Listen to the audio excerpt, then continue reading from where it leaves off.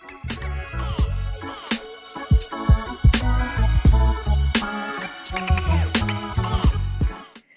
name is Alicia. I'm from the US. I'm from New Jersey. I came to Hong Kong about 13 years ago in 2008 to visit my best friend, who is from Hong Kong, but she went to school in the USA, and we met at Rutgers University. When she left and returned back to Hong Kong, I went to graduate school, and then I was kind of like, all right, I've had enough of school. I want to see the world and get out there. And after meeting Ophi, I started to realize there is more of a world. I didn't even know Hong Kong existed until I was in college and Ophi and I were roommates. So I was like, let me go to Hong Kong, and then from Hong Kong I can travel around Asia, and this will get me going into traveling around the rest of the world. So when I came to Hong Kong, I was really excited to see the world and travel and experience new things. Unlike a lot of people, I think, who come out into traveling, I was still a bit young. I was only 23. So I hadn't really had a career or a family or anything really settled yet. So I was really just like, hey, whatever. But I think a lot of expats come with family or with career reasons, and that's a very important thing to them. For me, I just I just want experience and just do things. And that was so incredible. It made Hong Kong a very magical place for me because there's so much to learn and to see and to do, as well as it's only 4 hours from most places to Tokyo, to Bangkok, to KL. And it was really great to see so much of Asia. After a while, I started to become an English teacher because that's what you do, right? And it was great, but it really wasn't my passion. I have a master's in fine arts and creative writing, and my passion is with the arts and culture, and I really wanted to do more with that in my life. So I began doing events with live music and bands, and that was really fun. And I was like, well, this is probably what I should do. I'm discovering new music and helping introduce this music to people who are in Hong Kong. And it's really great to work with artists again. And this is the community I want to be with. So I began thinking, how do I make this event business something that can be sustainable for a proper income and I could scale? And that's where the idea of the Aftermath came from. I wanted the Aftermath to be a live music venue, but also a place for theater, for art exhibitions, for comedy. And that's all what we do now. I started the Aftermath, and in my mind, I started in 2018 because that's when the concept started in my mind. In 2018, that's when I realized I really wanted to open up a venue for live music, art, and culture, and I needed to figure out how to do it as a business. Because sometimes you have an idea and it's great, but then looking at it as a business, because really everything is going to come down to the nuts and bolts of the numbers and putting together a concrete business plan. And so that's what I began doing in 2018. I began looking for investors because, I don't have any money. So I began looking for investors and for people who also could share this dream with me and to help me. And that took quite a lot of 2018. But finally, I was able to sign a lease, get investors, and begin the build out in 2018 for the Aftermath. We did not officially open until 2019 January. So now it's been open for about a year and a half. And it's been a great ride. The Aftermath took some time to grow. At first, I don't think many people knew what to expect because we don't have a lot of live music venues in Hong Kong. We have The Watch, which does a lot of classic rock and really is focused on rock music in Wan Chai. And then we have Pure Fresco, which does a lot of sit-down jazz, kind of, beboppy kind of style. And when we came out, I was open to any kind of music. You want to do some hardcore metal, some noise music, you want to do some Afro beats, you want to do some cowbells, anything. I was like, okay, sure, let's do it. And I think that's important. I think to be a space for artists and musicians who are going to develop, who are amateurs, you need to kind of be open-minded. Now, I may not like all the music, but as long as somebody loves it, somebody's passionate about it, it should have a space, right? So that really helped us to create this community of so many different kind of artists. We do the art exhibitions, and again, I'm like, okay, you got some art? Do you want to hang it up? We'll do it. So we do an exhibition every month with different artists. We take no commission from sales. We just ask them to do like an opening party and invite some friends. And it's been great. It's allowed a lot of new artists, visual artists, to come and be also in this space. And what I've noticed is that a lot of people who are bands are also visual artists. Visual artists are also musicians. Visual artists are also doing theater. Musicians are doing theater. They're doing comedy.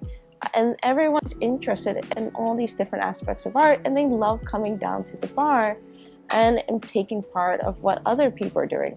And it's a great way where people are meeting other people and seeing what other artists are doing and sharing ideas, getting inspired, doing cool projects. And that for me has been like what it's all about. And what's been great too is that the general public is starting to learn about what we're doing in the aftermath. They're also getting interested in what's growing in terms of the art scene in Hong Kong. And they're like, hey, can we like become a part of this? Can we, join this community? And that's been cool, and it's been growing. And it's really like awesome. I also want to do now independent films, like people who are independent filmmakers, because we can screen. We have like 2 projectors and screen some independent films as well. So we're trying to really be there for people who are creatives. Being a Black woman in Asia in general, I think, comes with a lot of challenges. Every day, people look at you, and generally, what do they think about you? You never really quite know. It can have a great range. One time I was walking through a wet market, and one of the stall ladies stopped me, and she's like rubbing my arm, and I'm like, what the hell? And she basically was smiling and very happy. Luckily, I was with my friend who can speak Cantonese, and my friend was like, what are you doing? Please let go of my friend. And the lady was saying that she was actually from mainland China, a very far away village, and she had never seen a Black person before, and she was just really happy to have met a Black person and be that close to them and to see them. It wasn't like, I guess there's some ignorance in it, but it was also a lot of magic. Like, she was happy and she thought I was a special person, and that was a really nice feeling. But of course, in Asia, you get the people who want to move away from you on public transportation, people who naturally think that there's something devious about you or that you're poor. I had someone come up to me one time, I'll never forget this, and they were like, I'm so happy you've come to Hong Kong. And I was like, this guy doesn't know me. That's weird. He's like, yeah, I'm so happy you're here and you're in Hong Kong and you're safe. There's no drought, there's no disease, there's no war. And I was like, okay, all right. I am from the US, and at the time when I first came to Hong Kong, we were in the middle of like the Iraq war, and I was like, well, we are going through a war, and there's definitely hungry people. Maybe some of my family because they're pretty broke. So it's like, but mostly, I think that's something we're always fighting against in terms of image in Asia. And that's how people can very quickly surmise us without actually, getting to know us as people and our power. It's interesting. But starting at the bar, for me, I knew would have some challenges as a Black woman.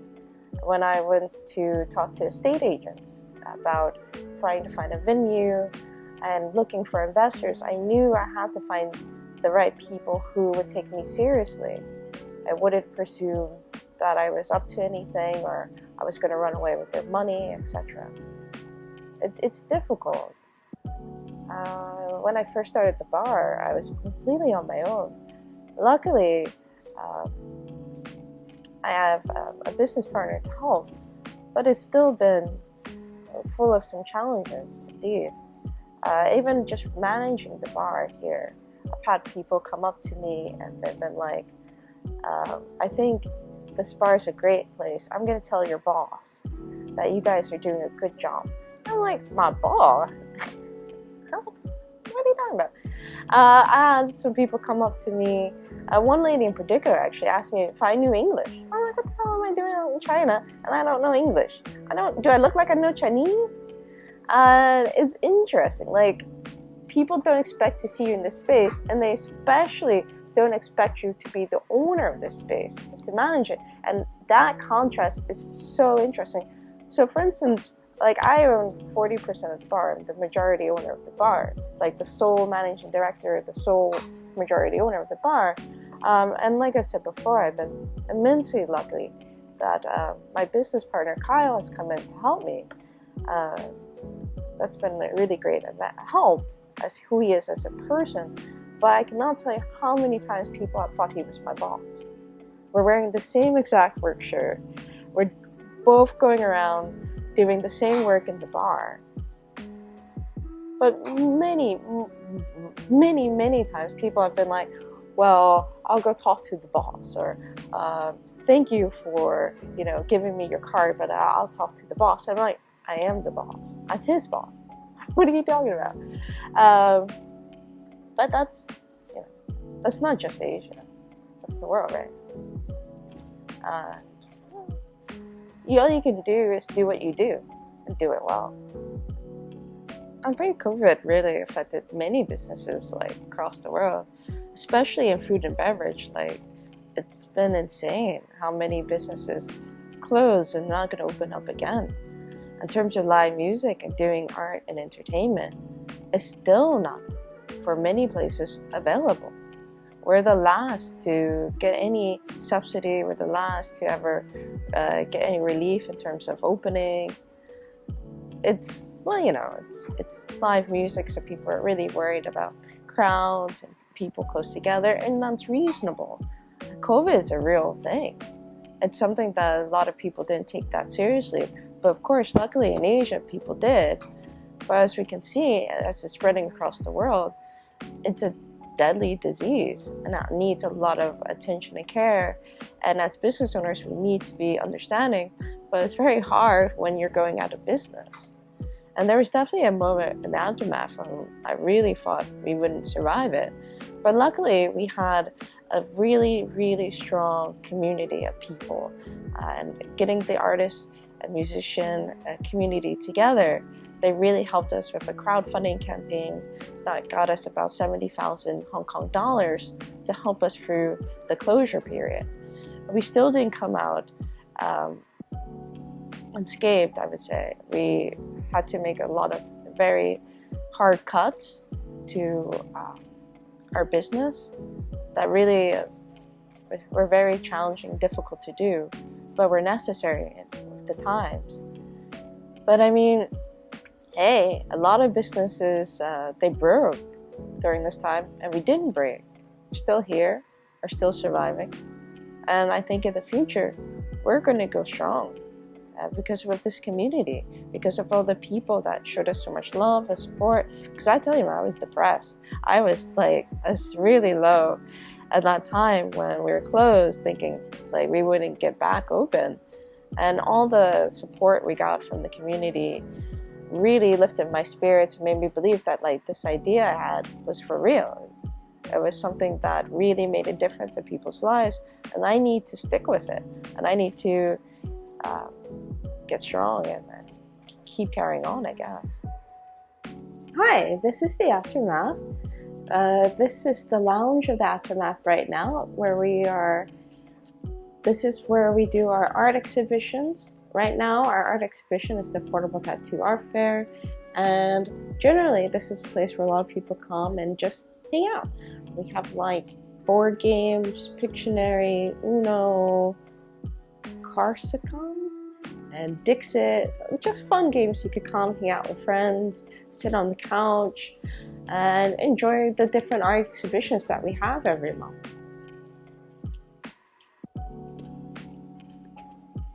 We're two sides. A lot of people don't realize there's two sides. Like, if they come in the lounge side, they're like, oh, is there more? Where's the music and stuff? But there is more. As you can see here, we have different bands who have played here in the past. We like to take a photo of some of the bands that were here at the very beginning who helped us really like start this place. And this is left over from an art exhibition, but I really like it. It's all the places that the artists visit in New York, their bathrooms. So they're like different dive bar bathrooms. Simple. And this is the more hangout side. Like, it's very lively, active. This is where like all the magic happens, I guess. Like the music, the art, the entertainment. This is the stage area. Right now we're set up for our weekly pub quiz. So that's why we have all the tables and chairs out. Normally, if we were having live music or a performance, we would clear all the tables and chairs. So we do a lot of events, and generally it is an events business. But as part of the events, we also like to make sure that everyone is taken care of in terms of food and drinks. So that's why we also are very concerned about making sure we have a great service as well.